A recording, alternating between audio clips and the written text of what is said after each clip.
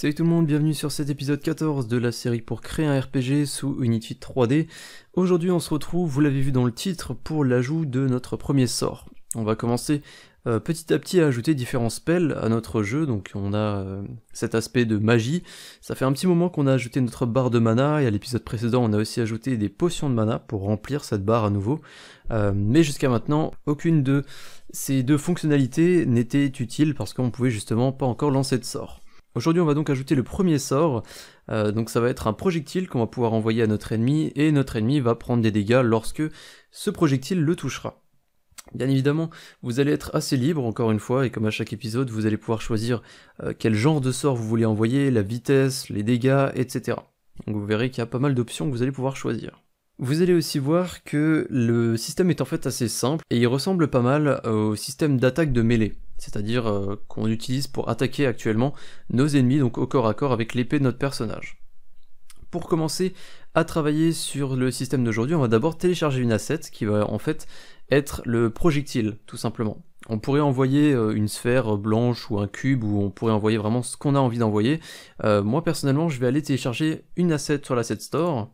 Et cette fameuse asset, la voilà, elle s'appelle 3D Games Effects Pack Free.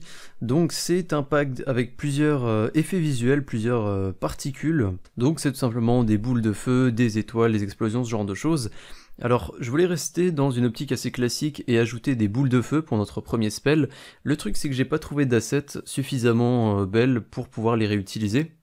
Donc ce que je vais utiliser moi aujourd'hui, ça va être, alors vous la voyez pas très bien, mais c'est la particule qui est au fond ici, c'est une sorte de boule d'électricité. Donc ça va être un sort de foudre, je vais pouvoir envoyer des boules électriques à mon ennemi. Mais encore une fois, vous pouvez vraiment choisir la particule que vous voulez. Vous pouvez prendre ce pack, vous pouvez prendre un autre, vous pouvez prendre quelque chose d'électrique, plutôt du feu, de l'eau, voilà, vous êtes vraiment libre. Et je vous recommande fortement de ne pas faire comme moi du coup, et d'utiliser d'autres assets, pour avoir un résultat forcément un petit peu différent et personnalisé. Donc cet asset je l'ai déjà téléchargé, donc je vais pouvoir tout simplement cliquer sur Import. Si vous ne l'avez pas et que vous voulez utiliser la même, il faudra donc d'abord la télécharger, ça peut prendre un petit peu de temps. On n'aura pas besoin de tout, mais c'est vrai que j'ai pas trop réfléchi à ce qu'on allait enlever et ce qu'on allait pas enlever, parce qu'aujourd'hui on va ajouter notre premier sort, mais évidemment on en ajoutera d'autres. Donc soit des projectiles à distance, soit des éventuellement en zone, des sorts de heal, ce genre de choses. Donc il y a peut-être moyen de réutiliser certaines autres particules de ce pack. Donc pour l'instant je vais rien enlever et je vais tout télécharger. On pourra toujours faire le ménage un petit peu plus tard sur ce qu'on n'utilise pas. C'est pas forcément une priorité pour l'instant. Une fois que l'asset est téléchargée, elle se retrouvera dans le dossier CreepyCat, qui est donc le nom de l'auteur de l'asset. Et on va devoir effectuer plusieurs modifications, enfin du moins je vais devoir faire quelques modifications par rapport à cet asset. En fait je vais vous montrer, vous avez donc plusieurs prefabs, donc vous les voyez pas, c'est juste des cubes dans le dossier project. Mais si je les glisse dans la scène, par exemple Effect 3, c'est justement celui que je veux utiliser, c'est cette fameuse boule électrique. Donc si je vais dans Particle System, vous voyez ce que je vais utiliser. Donc moi c'est cette boule que je vais vouloir envoyer depuis mon personnage vers l'ennemi. Donc comme je l'ai dit encore une fois, libre à vous d'utiliser ou non la même. S'il y en a parmi vous qui vont utiliser la même, il faut effectuer quelques petites modifications pour que ça fonctionne. Alors je vais juste désactiver la Directional Light pour qu'on voit un petit peu mieux. En fait le problème, vous voyez que si je prends le Particle System et que j'essaie de le déplacer, eh bien ça ne fonctionne pas. La boule électrique reste au même endroit, et donc elle ne suit pas, c'est-à-dire que là je pourrais pas envoyer cette boule, même si je choisis Effect 3, donc le parent, le maître de Particle System, et que je le déplace, encore une fois, ça ne fonctionne pas. Et donc ça, c'est en fait dû à la configuration de base de l'asset. Donc ce que je vais devoir faire, c'est glisser la particule que je veux utiliser, donc moi elle s'appelle Effect 03, d'ailleurs je vais la renommer en Lightning Spell, donc sort de foudre. Et à l'intérieur, je vais modifier Particle System. Je vais aller dans Simulation Space, et au lieu de World, je vais mettre Local. Ce qui va faire que maintenant, si je vais sur ma particule, je vais pouvoir la déplacer. Donc ça, c'est déjà un fixe assez intéressant. Maintenant, je vais vous montrer autre chose. En fait, lorsque vous allez sur un Particle System, vous allez avoir en bas à droite de votre onglet Scène un Particle Effect, Simulate et Stop, qui va vous permettre de tester en fait cette particule. Si j'appuie sur Simulate, vous avez vu que ma particule apparaît et elle se joue, et voilà, indéfiniment ou non, selon les paramètres. Mais je ne sais pas si vous avez remarqué, si j'appuie sur Simulate, c'est pas instantané. On a un petit moment entre le moment où j'appuie sur Simulate et le moment où la particule apparaît. Et ça, c'est un problème qui apparaîtra aussi en jeu. Donc il faut qu'on règle ça. Le problème, c'est que si on envoie cette boule électrique, donc je vais faire une sorte de simulation. Donc là on a le personnage, on va dire que ça va partir à peu près d'ici. Ouais, je vais mettre à peu près. Le problème c'est que si j'envoie cette sphère, eh bien forcément on va avoir ce mouvement qui part du personnage vers l'ennemi, mais on aura toujours ce fameux délai, ce qui veut dire qu'en gros, alors je sais pas si j'aurai vraiment le temps de le faire, et voilà ce qui va se passer. Je sais pas si vous avez vraiment compris le principe, c'est assez difficile, il faut le faire très rapidement, mais ce qui va se passer, c'est que l'objet, lui, va partir, vu qu'on va l'envoyer via un script, ça va être instantané, mais la particule, elle va que apparaître au bout d'un moment. Et nous, on veut pas ça, on veut que la particule apparaisse directement lors du lancement et sur toute la ligne, jusqu'à toucher un ennemi, ou jusqu'à toucher quelque chose.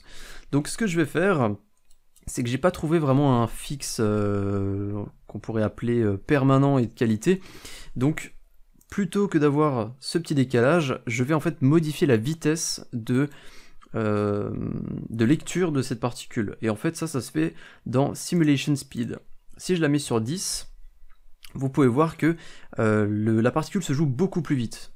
Donc ça se voit largement, là je suis à 10, si je mets à 1, vous voyez que ça paraît vraiment très lent d'ailleurs maintenant. Je trouve que de base, la particule est un petit peu lente, alors justement je vais le mettre à 10, et l'avantage c'est que si j'arrête la particule et que j'appuie sur Simulate, quasiment instantanément, la particule se joue. Donc on n'a plus ce petit délai, ce petit décalage, donc ça sera beaucoup mieux pour le résultat final. Bref, ça c'est si vous utilisez la même asset que moi, ou si éventuellement vous avez le même problème sur une autre particule ou sur une autre asset. En tout cas, voilà, problème réglé.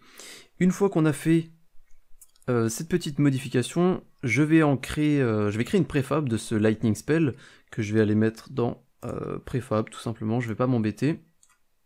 Je ferai probablement un dossier spécial pour les spells, et je les glisserai tous dedans, mais ça sera pas pour tout de suite. Je peux supprimer Lightning Spell de ma scène, maintenant que j'en ai une préfab, et maintenant, on va aller retourner dans les fameux scripts de notre personnage pour aller modifier, et pour aller préparer ce nouveau système. Donc les premières modifications à faire, ça va être dans Character Motor. Je vous ai dit un petit peu plus tôt que le système est très semblable à la fonction d'attaque de mêlée, donc lorsqu'on va aller attaquer un ennemi au corps à corps. Cette fameuse fonction d'attaque, elle est là en bas, donc on va tout simplement la copier. Alors forcément tout sera pas pareil, donc on va devoir modifier quelques petits trucs, mais ça va beaucoup y ressembler. Donc la première chose que je vais faire, c'est que je vais changer le commentaire, donc je vais mettre fonction de sort, et forcément on peut pas réutiliser le même nom. Donc là je vais juste l'appeler spell, ou peut-être attaque spell, ça va être un peu mieux. On n'a pas besoin d'enlever cette condition if is attacking, parce que je vous rappelle que on ne peut pas attaquer en courant, enfin plutôt en sprintant, donc on ne veut pas non plus pouvoir envoyer des sorts en sprintant. Ça encore une fois, ça dépend vraiment de votre jeu, de votre point de vue et de comment vous voulez créer votre système moteur. Moi, je suis parti du principe qu'on ne peut pas donner des coups d'épée en sprintant, donc on va pas pouvoir envoyer des spells en même temps. Donc on va avoir cette fonction de cooldown qu'on a créée un petit peu plus tôt dans la série, et on va la garder. Donc le if is attacking et aussi le is attacking all true tout en bas. Tout ça évidemment ça va partir, ça c'est vraiment relatif à la fonction d'attaque de mêlée, donc c'est tout le système de raycast. Mais on va garder l'animation d'attaque. Alors j'ai regardé parmi les autres animations qui étaient disponibles sur le personnage, et j'ai pas trouvé d'animation qui vraiment collerait à un sort. Forcément, on a téléchargé une asset d'un Spartiate, et on lui demande de lancer des sorts, donc c'est un petit peu étrange. Alors je vais réutiliser la fonction d'attaque, c'est pas trop mal, vous verrez de toute façon le résultat après. Et on va commencer par ajouter 2-3 petites choses à cette nouvelle fonction. Premièrement, on veut que les sorts coûtent de la mana. On veut pas pouvoir spammer nos sorts et en envoyer autant qu'on veut. Donc il va falloir qu'on vérifie si le personnage a de la mana. La mana, elle se trouve non pas dans Character Motor, mais elle se trouve dans Player Inventory, donc un autre script. Player Inventory, il est déjà référencé dans la fonction start ici. Il s'appelle Player Inv. Donc on va pouvoir y avoir accès très facilement. Alors on va dire que pour envoyer un sort, donc lorsqu'on appelle la fonction pour envoyer un sort, on vérifie que le personnage soit pas déjà en train d'attaquer, et on va aussi vérifier s'il a de la mana. Donc je vais ajouter une autre condition, donc sur la même ligne, et je vais dire playerInv. Donc on va aller dans player inventory, et on va aller vérifier la variable current mana. Et on va dire que cette variable current mana doit être supérieure ou égale au spell cost. Donc ça c'est une variable qu'on va aller créer tout de suite. Spell cost qui va être en fait le coût du sort. Donc vous allez pouvoir choisir si on utilise 10 points de mana ou 50 ou carrément 100. Donc voilà, vous allez pouvoir choisir un nombre entre 0 et 100 pour envoyer vos sorts. Maintenant, comme je l'ai dit un petit peu plus tôt, on aura probablement plusieurs sorts dans la suite, enfin pour la suite, donc je vais peut-être renommer ça en Lightning Spell Cost, voilà. Donc maintenant il va falloir qu'on crée cette fameuse variable, donc le coût de notre sort. Alors je vais créer une sorte de nouvelle catégorie que je vais appeler Spell, donc les sorts. Et on va commencer par ajouter notre fameuse variable qu'on vient de créer, donc le Lightning Spell Cost. Alors je vais copier le nom, ça va être plus rapide. Donc ça va être float, on va pouvoir mettre un nombre à virgule, Lightning Spell Cost, et c'est tout. On va ajouter deux autres variables. Je vais ajouter une autre variable qui va me permettre donc de stocker l'élément physique, le sort physique, donc c'est ce qu'on a fait avant en fait, hein. C'est tout simplement cette particule électrique qu'on a vu avant, qu'on a créé avant, qu'on a modifié avant. Et donc je vais l'appeler Lightning Spell, tout simplement. Peut-être, je vais mettre GO à la fin pour Lightning Spell Game Object, donc ça sera un petit peu plus court que d'écrire Game Object en entier, et ça pourrait éviter qu'on réutilise Lightning Spell tout le temps, et qu'on se trompe par rapport éventuellement à un nom de fonction ou quelque chose comme ça. Donc voilà, Lightning Spell Game Object, Lightning Spell Cost, et le dernier ça va être Lightning Spell Speed.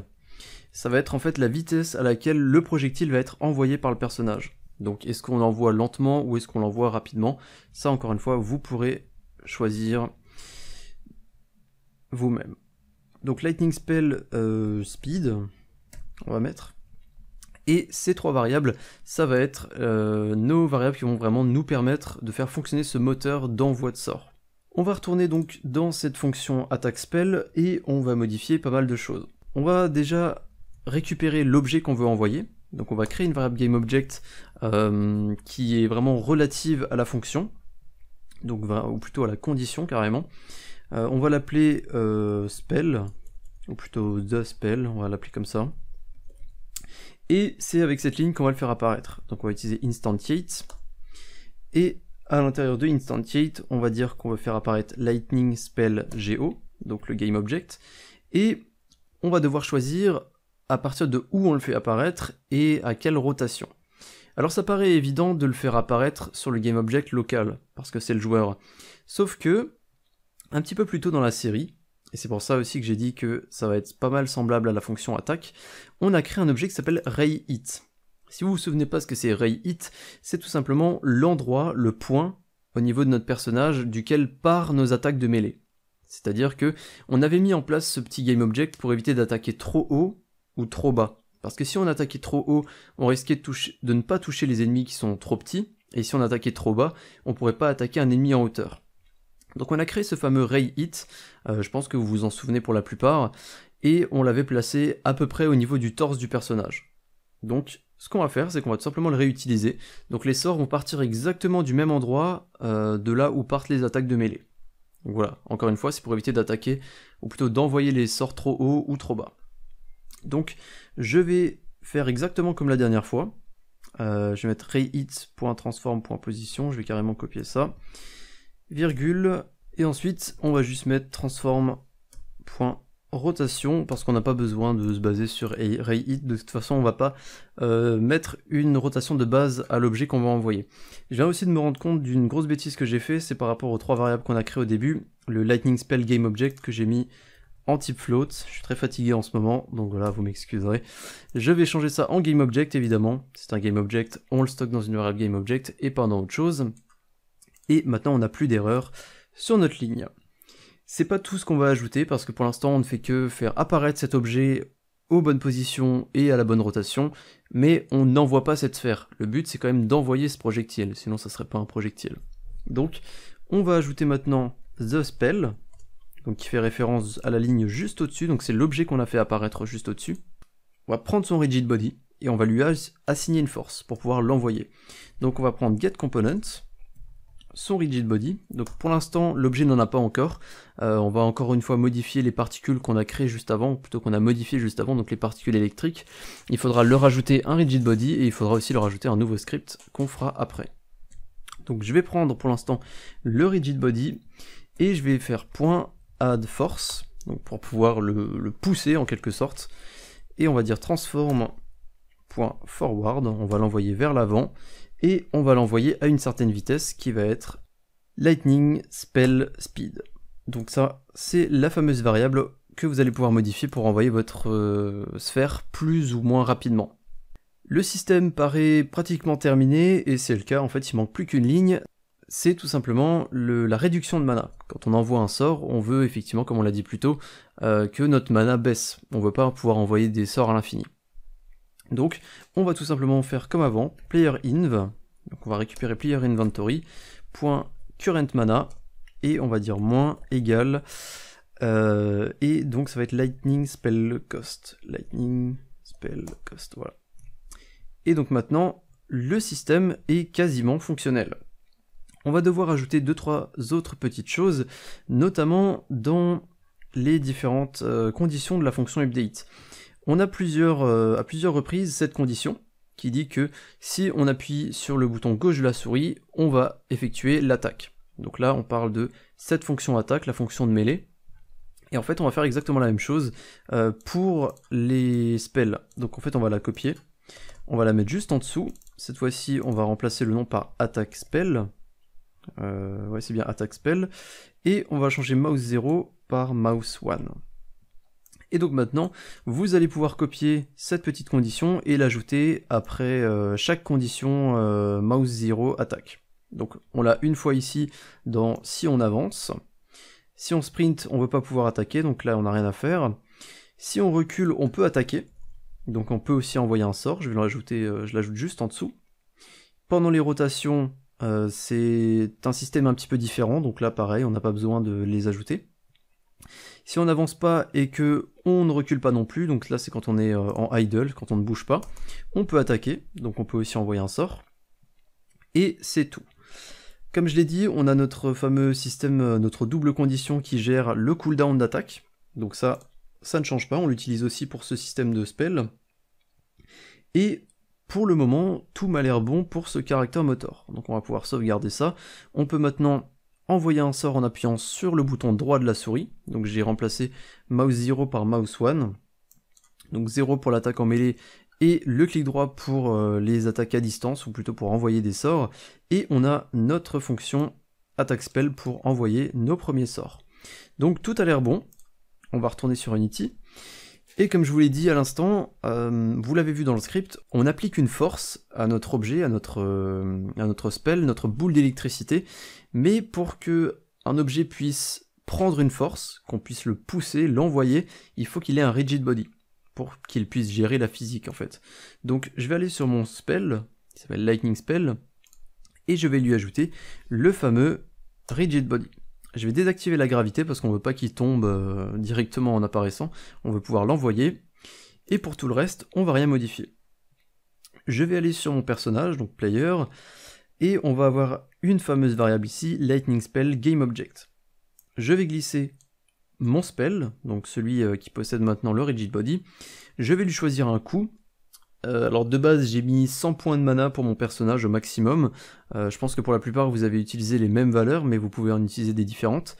Donc je vais dire qu'un spell coûte 50 pour l'instant, on modifiera ça pour les tests. Et je vais devoir choisir une vitesse. Pour mes tests j'avais mis 800, ça m'avait l'air pas mal, mais vous pouvez mettre plus pour aller plus vite ou moins pour que le spell aille moins vite. Une fois que vous avez mis ça, je pense qu'on va pouvoir aller tester notre système, j'appuie sur play, on n'a pas d'erreur.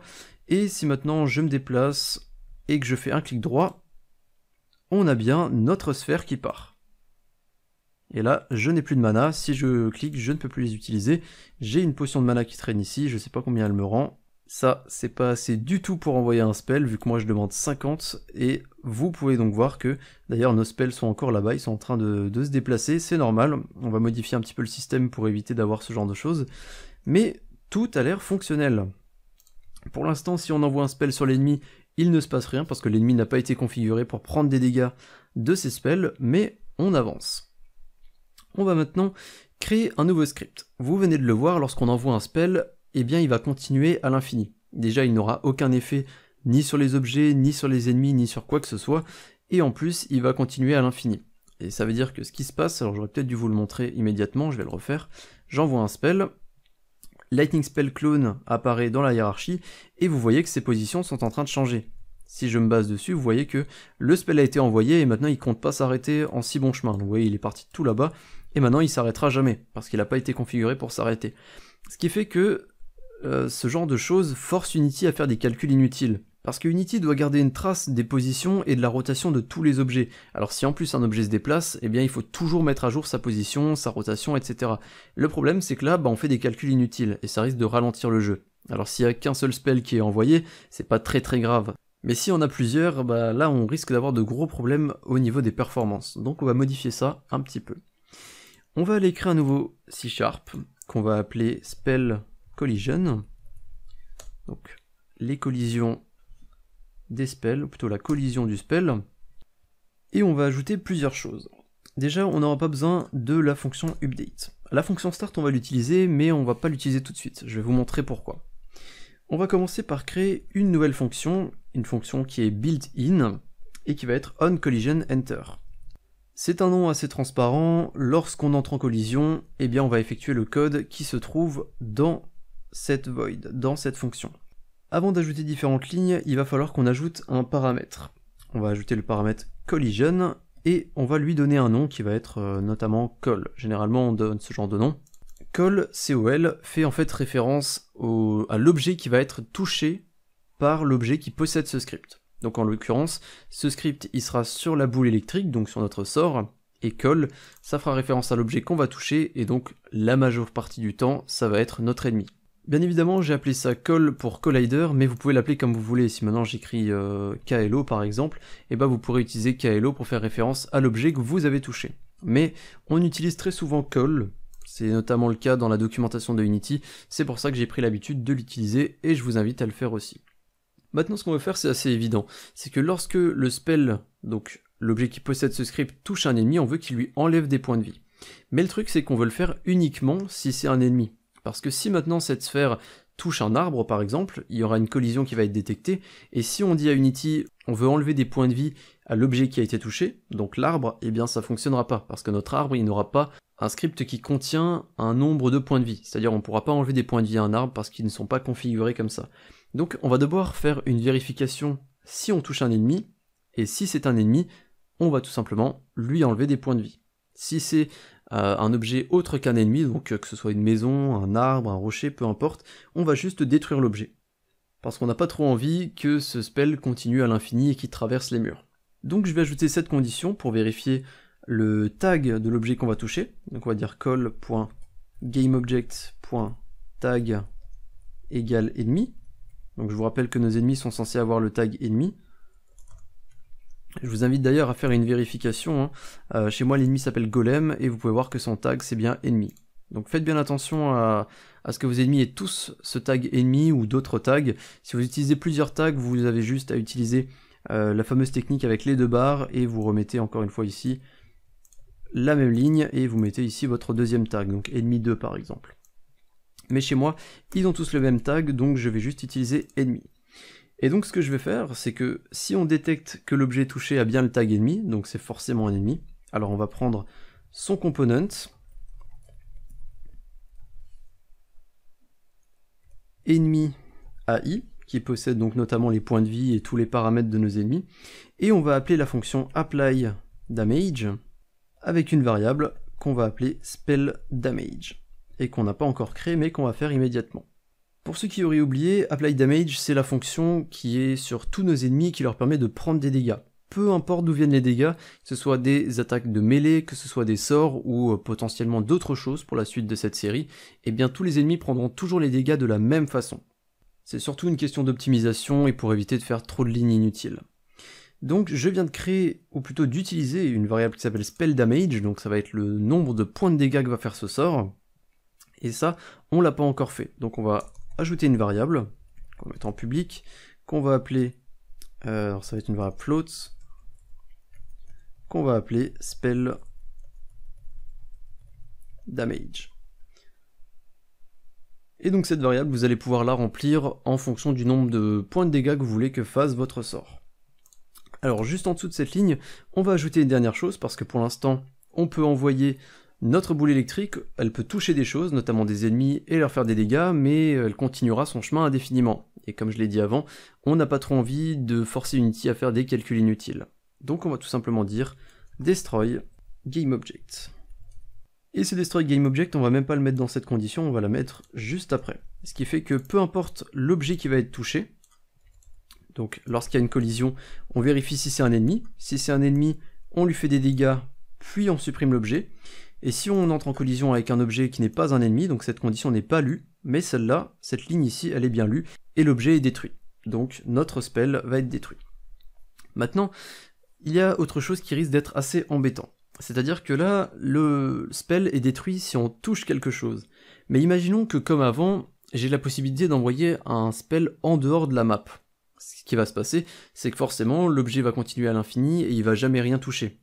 Donc on a de nouveau ce problème de calcul inutile de Unity, donc on va faire autre chose dans la fonction start. On va encore une fois ajouter destroy GameObject, mais on va aussi ajouter un délai. Moi je vais ajouter un délai d'une dizaine de secondes, on va dire, ce qui va faire que si l'objet ne touche rien dans les 10 secondes, eh bien il sera détruit. Il va être considéré comme étant perdu et comme étant trop loin ou quelque chose comme ça, et donc l'objet sera détruit. Je vais pouvoir sauvegarder ce script, retourner sur Unity, et on s'approche tout doucement de la fin de cet épisode. Alors je vois qu'il y a quand même une petite erreur, alors je vais aller vérifier ça, effectivement, j'ai oublié le double égal après call.gameObject.tag. Cette fois-ci on retourne sur Unity, il y a encore une erreur, et c'est normal, j'ai oublié le GameObject.getComponent, alors c'est très important, parce qu'en fait on détecte l'objet comme étant call, donc il faut qu'on récupère son GameObject, et une fois qu'on a le GameObject, on peut récupérer un component. Donc encore un petit oubli de ma part, comme je vous l'ai dit, je suis très fatigué en ce moment, j'ai du mal à suivre, donc je vais sauvegarder, et là ça m'a l'air tout bon, parfait. Je vais retourner vers ma scène à peu près, ça va être un petit peu mieux, et maintenant je vais aller donc dans Prefab, retourner sur mon Lightning Spell, et je vais lui ajouter le Spell Collision. Donc il va pouvoir me permettre de gérer les collisions. Normalement, Spell Collision, après l'avoir ajouté, il devrait y avoir une variable qui apparaît, et là voilà, Spell Damage, donc le nombre de points de dégâts que va faire notre sort. Bien évidemment, ce script, on va pouvoir le réutiliser en fait sur chaque projectile, et on va pouvoir changer juste le nombre de points de dégâts que ça va faire, parce que c'est en fait la seule chose qui va différencier les sorts les uns des autres, mis à part la partie graphique évidemment. Je vais mettre 50 points de dégâts, je vais aller sur mon ennemi, je vais vérifier ses points de vie, il est bien à 100 points de vie, donc il lui faudra 2 projectiles pour le tuer. Dernière chose que j'ai failli oublier, je vais remettre Lightning Spell dans ma scène, et forcément pour pouvoir détecter une collision, eh bien il nous faut un Collider, que j'ai failli oublier. Donc je vais mettre un Sphere Collider, étant donné que mon spell est plutôt, a plutôt une forme sphérique, et si je vérifie, ouais là le Collider m'a l'air pas mal, je vais même pouvoir l'augmenter un petit peu, je vais le mettre à 0.6, voilà, parfait, et je vais faire Apply, je vais pouvoir le supprimer de la scène, et logiquement tout devrait s'être mis à jour, je vais pouvoir tester mon système. Je vais appuyer sur Play, je vais m'aligner avec l'ennemi, et je vais pouvoir lui envoyer des sorts. Je viens de me rendre compte d'un bug qui est assez embêtant. Si on retourne dans le script, on peut voir que l'objet est détruit peu importe l'objet touché. Tant qu'il y a une collision, notre spell va être détruit. Le truc, c'est que notre spell apparaît depuis Ray Hit, et Ray Hit est très proche du joueur. Donc ça risque de poser un problème quand le spell va apparaître, forcément il a un collider et notre joueur aussi. Donc forcément on risque d'avoir quelques soucis et le spell va s'auto-détruire en fait lors du lancement. Donc ce que je vais faire, c'est qu'on va créer une double vérification. On va commencer par copier cette fameuse condition et on va la mettre autour de notre destroy. Cette fois-ci on va modifier le égal en différent et on va mettre player. ce qui fait que l'objet ne sera pas détruit si le tag détecté est player. Mais c'est pas suffisant, parce que l'objet actuellement player ne possède pas qu'un seul collider. On a un capsule collider, mais on a d'autres choses à l'intérieur, et ça aussi ça risque de poser des problèmes. J'ai essayé avec juste cette condition et ça n'a pas vraiment marché. C'était un petit peu mieux, mais ça fonctionnait pas à chaque fois. Donc la technique, ça va être de créer un nouveau ray hit. Donc on va aller dessus, on va le dupliquer, on va le mettre un petit peu plus loin, vu que nos spells sont un petit peu plus gros. Et une fois que ça c'est fait, on va le renommer. Moi je vais l'appeler ray spell. Je vais aller dans mon objet, ou plutôt dans mon script character motor, et dans character motor on a donc ce fameux ray hit quelque part. Il faut que je retrouve la variable, elle est là, ray hit, variable concernant l'attaque, et ce que je vais faire, c'est que je vais la copier, et plutôt que de la mettre en dessous, je vais la mettre avec les spells, comme ça on a tout au même endroit. Donc ray spell, je vais copier ray spell, et je vais l'ajouter dans notre fonction attack spell. Au lieu d'avoir ray hit ici, on va ajouter ray spell. Donc c'est le même principe, mais ça va pas être le même objet, ça va être un objet qui est un peu plus loin. On pourrait le faire partir de ray hit et modifier la position directement dans la ligne, donc en ajoutant une ou deux unités vers l'avant, mais personnellement je préfère quand même utiliser deux objets distincts, ça sera un petit peu plus simple pour la gestion après. On va sauvegarder ça, on va retourner sur Unity, et avec un peu de chance, ça devrait fonctionner. On va glisser rayspell évidemment dans la nouvelle variable qui s'est créée. Ici, rayspell. Et maintenant, si j'appuie sur play, je vais essayer de m'aligner avec mon ennemi, et je vais lui envoyer un spell, et ça fonctionne. L'ennemi a pris des dégâts, et si je renvoie une deuxième, l'ennemi est mort.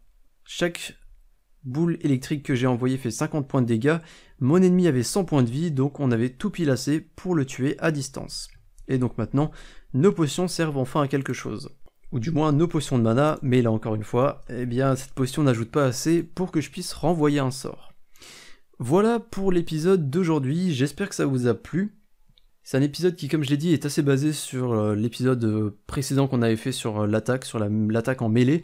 Le principe est à peu près le même, on a toujours cette fonction de cooldown, cet appel à une fonction lorsqu'on appuie sur un bouton, en l'occurrence un bouton de la souris.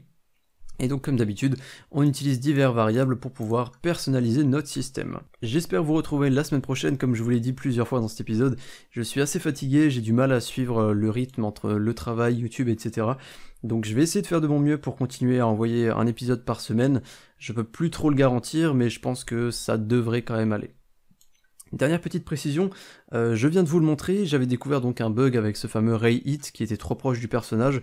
Si jamais le problème est toujours le même, vous pouvez déplacer ray spell, donc le nouvel objet, soit un petit peu plus loin, soit il faudra baisser tout simplement le radius de votre spell. Donc moi il est à 0,4, je l'ai un petit peu baissé par précaution, je l'avais à 0,6 de base, mais vous pouvez encore mettre quelque chose de plus petit pour arriver au résultat parfait. Je vous remercie d'avoir regardé cet épisode 14, et puis je vous dis à bientôt pour l'épisode 15. Salut tout le monde.